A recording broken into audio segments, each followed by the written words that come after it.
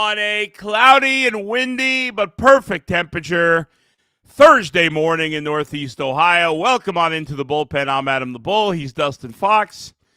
And we got a lot to get to today with Levi and Alex on a 30-minute show here, brought to you by Bet Rivers. If you're not using the Bet Rivers app, you're missing out. So get on it today. Dustin, how you doing? Adam, I'm doing well, buddy. Good morning. How we doing? I'm great. Fantastic. Yeah. There was some severe weather overnight. Did you experience any of that? No, not really. We had a little rain. I always know when it's raining in the middle of the night because my dog tries to get in the closet in my bedroom. Okay. So that's when I hear him scared or what? Yeah, gets freaked out by the rain. Okay. So when that happens, I'm like, okay, it must be raining here. Apparently there was a tornado warning this morning up in Ashtabula. Yeah.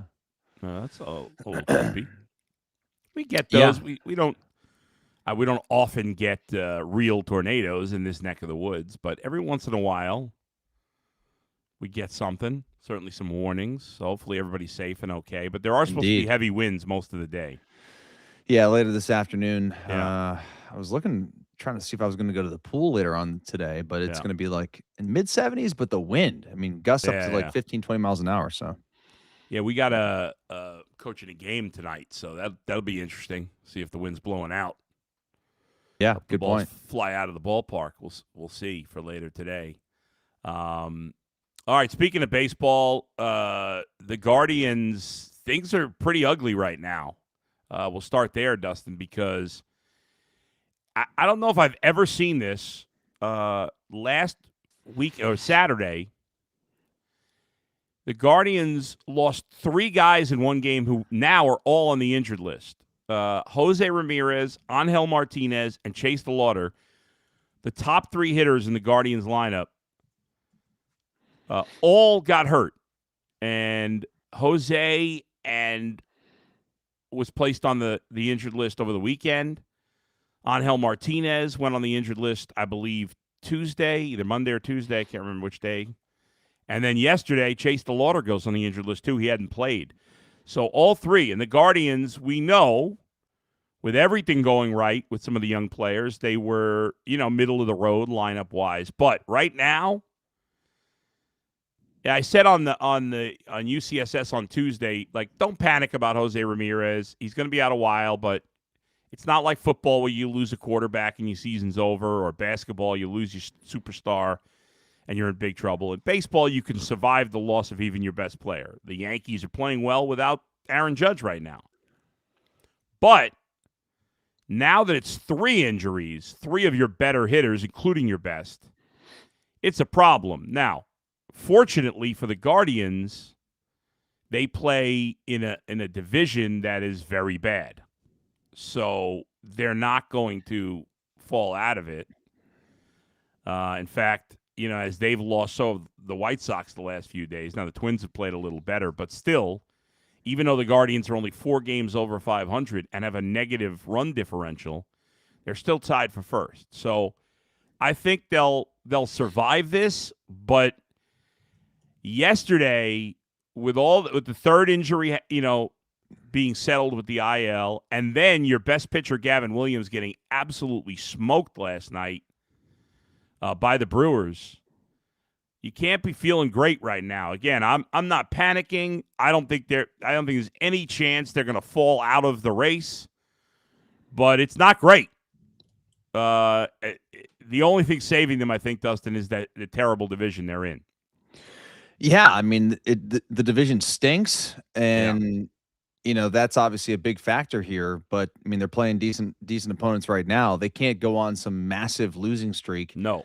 And obviously last night, all those home runs and giving up these runs with 2 outs, dude. Yeah. Like, that was so frustrating last night. It's like it should have been a closer game. But I mean, at the bottom of the first, it was like the double with 2 outs. Yeah. There was a home run, I think, in the 4th that was with 2 outs. I mean, it's just very frustrating to give up runs in that way. Yeah, and they needed Gavin Williams to be a stopper with the lineup struggling. Yeah. And he gives up 5 runs right off the bat, and then the Guardians come back. They get the 4 runs. Yeah, they're down 4-5, I believe. Right. And then the bottom. Schneemann hits the grand slam, the right? Fourth, whatever it was. Yeah. Yeah. And then Williams gives it right back. Not 4 runs. Two outs. Yeah, with 2 outs, you're right. And then it's 7-4, and that was it. The Guardians did nothing after the Schneemann grand slam. So disappointing on all fronts. But especially the biggest disappointment yesterday was Gavin Williams. 7 runs, 9 base runners, 2 home runs in 5 innings. The only positive was the Schneemann grand slam, and Daniel Espino, got an inning, made his major league debut, and got an inning and looked good out of the pen. I mean, it was a blowout at the time, but it was good to see him, once the best prospect in the Guardian system, now pitching out of the pen, getting his opportunity, and looking good in the inning he pitched. But outside of that, not much really positive to take out of the Guardians, who will try to bounce back here in the finale against the Brewers today. They're playing an afternoon game. It's a 2:10 start. But right now, it's a struggle. The Guardians have lost 8 of their last 11 games, and really it goes back further than that. We're looking at about 3 weeks of struggling play, and as you said, they're playing a good Milwaukee team right now. They play Houston after that, a team that has not played well overall, but they've played better lately. They got to go to Houston, then they go to the White Sox for the first time, then they come home, play a decent Seattle team, Texas, the White Sox again. So the schedule is, competitive. They're not playing anybody terrible for a while. And so it'll be interesting to see Parker Messick and Shane Drowan this afternoon. And the Guardians are in danger of getting swept in the series, and they didn't even have to face the Brewers' 2 best pitchers, including Jacob Mizorowski, who right now is the best pitcher in baseball. They got lucky to avoid him. So they're in a stretch where they're not facing particularly good pitchers. Good, solid teams, but not great pitchers. Outside, because they avoided the Brewers' 2 best. Against the Astros, they're avoiding Hunter Brown. The White Sox really don't have any really good pitchers. But when they face Seattle, they'll face some good pitching. But anyway, that's it. All right, let's switch gears to the Browns here, who obviously the talk is going to be for the next few weeks. Will the Browns be involved in Brendan Sorsby and the supplemental draft? We talked a little bit about it Tuesday. There's a lot of mixed opinion. I know Mary Kay has reported that she doesn't think the Browns are interested. Well, the Browns aren't in a position to not be interested. I think that's a fair point. I think you know what I mean? Like that's what I'm saying. Like to say they're not interested would mean like, okay, they're not going to take a look at this guy. Like this guy is being looked at by every team in the league. Yeah. I mean, the Browns are not in a position with their quarterback room to be just, writing off candidates. No, I agree. And I think the question with Brendan Sorsby is, how, as an organization, how good do you believe he is, and how much of a risk do you think he is? Now, obviously, it's funny. You and I are both addicts, so we understand the mind of an addict. We've both been there, and we both are there because you're once an addict, always an addict. Always, right? You're always fighting the demons. Look at my tennis. I mean, I'm just transitioning my addiction to other things. That's what we do. Right. Try to make positive choices. And I've said, which is why, by the way, I do see some really positive things in Brendan Sorsby. But continue. Yeah, but I was saying, like yesterday, Jay said to me, we were talking to UCSS. He's like, you haven't gambled in 16 years, whatever it is. I said, that's true, but I know that if I went to the casino with $10 today after not betting, not betting on sports or any card games or anything like that. I haven't done that in 16 years. But I could go today with $10 and somebody could say, just bet the $10. No big deal. Your bank account would be empty. I'd be at the ATM machine in 2 seconds. 2 seconds. And it would be empty. It doesn't matter at 16 years. I know that if I do that, I won't be able to stop myself because I'm an addict.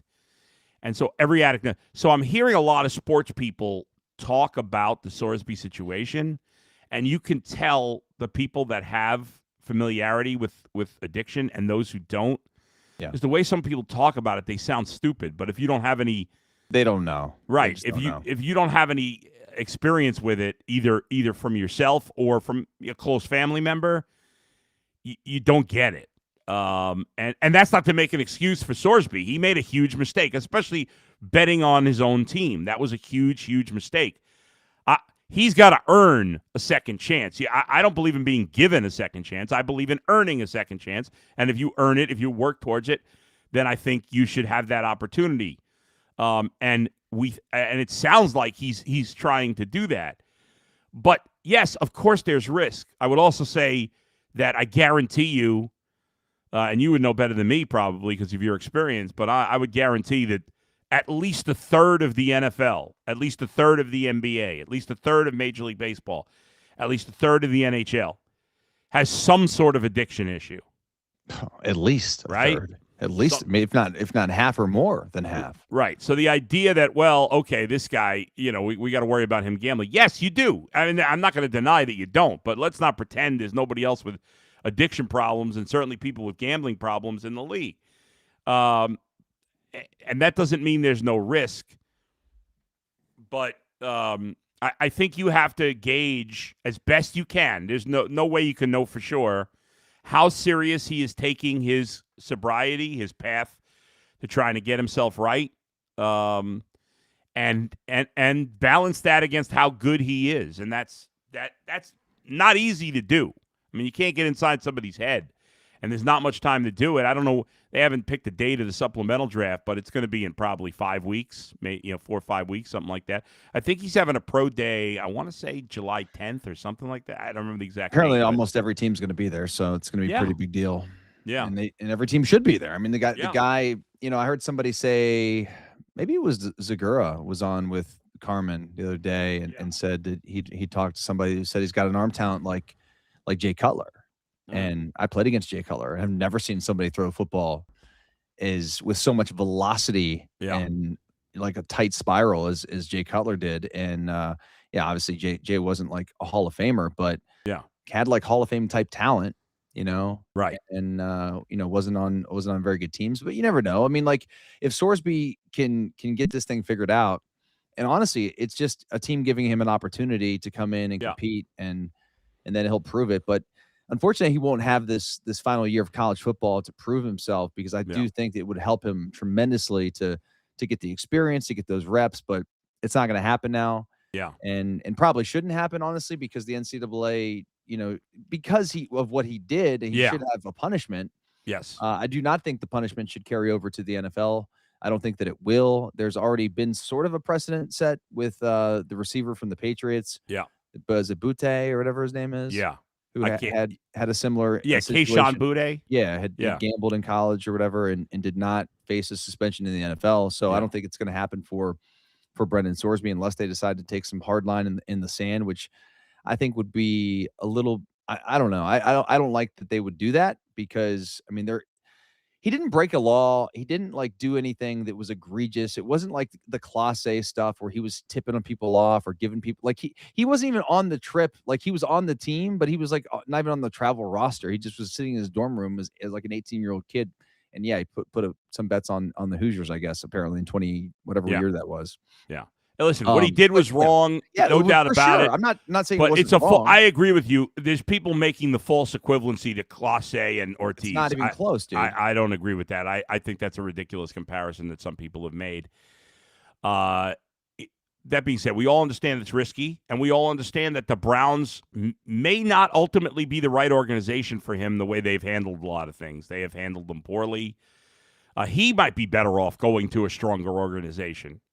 So I don't know. But yes, you're right. The Browns when you're especially a team like the Browns that is in a quarterback situation where there's no clear answer, you have to, at the very least, do extreme due diligence on this guy. And if you decide in the end, he's good, but not good enough to outweigh the risk, okay, fine. But I'm sure they will dive into it. And I don't believe that they're not interested.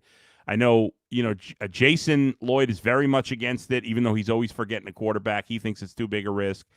Also, it got brought up Todd Monken's comments at the golf outing a few weeks ago, where he said it was a slippery slope. And if the Browns drafted him, they'll get over those comments. It's not the end of the world. They could, you talk it out and whatever. But I don't know. It's going to be fascinating to see when this draft happens, how many teams bid on him and what the pick he ends up going for, what round. And will he? I think listen, I said this with you on Tuesday, and I'll say it again today. Yeah. If I'm the Browns, I'm absolutely putting in a third round bid for this player. Okay. And I would be surprised if he is not picked by the third round, honestly. Okay. Yeah. Dane Brugler. I heard Dane Brugler on.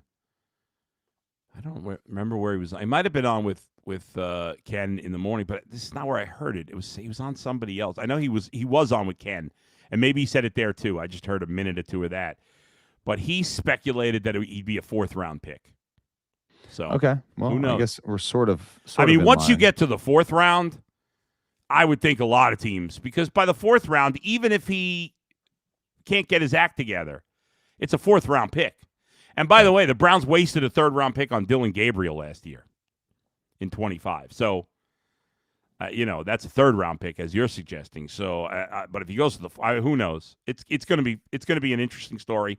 It's going to get talked about a lot over the next few weeks, and we shall see. Training camp start in 5 weeks roughly. Yep. The supplemental draft will start around the same. You would think supplemental draft would happen just before the training camp starts. We just don't know enough about it because it doesn't really happen that often where there's a premier player in the supplemental draft. I mean, it's only happened a couple times. I mean, and really those couple of times it's affected the Browns because the Browns obviously, I mean, not the Raiders took Terrell Pryor, but it's, we're following Ohio kid, Ohio State kid, and then he ends up playing for the Browns at some point as a receiver. And then Josh Gordon, who was a second round pick by the Browns in the supplemental draft back in 2012 or 2013? I think it was 12. I think you're right. I think 12. Yeah.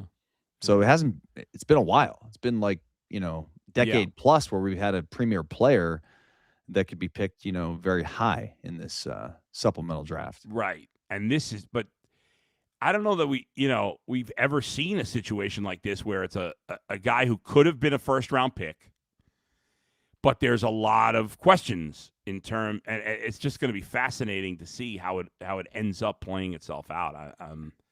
Honestly, really, dude, I have more questions about his on the field than I do his off the field. Oh, really? Yeah. So what's the big on the field? The comparisons you just talked about, Jay Cutler, that's been mentioned. No, I'm saying I want to see his pro day. I didn't watch him play a ton in college. I mean, I saw. That's true. Maybe a few games. I'm trying to think if I called one of his games. Yeah. He by the way, I heard our old buddy Pete Futek with Jonathan and Nick say, he's not as high on him.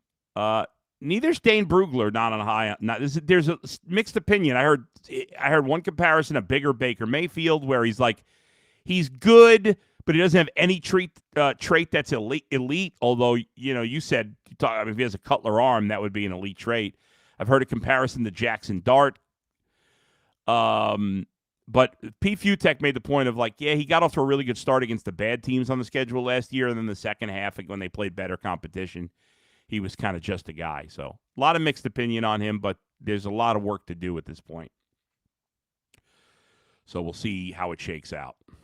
But I mean, is there enough time? I mean, I guess teams were probably doing due diligence on him already because you're always looking ahead to the draft before, and there was a possibility he was going to come out this year.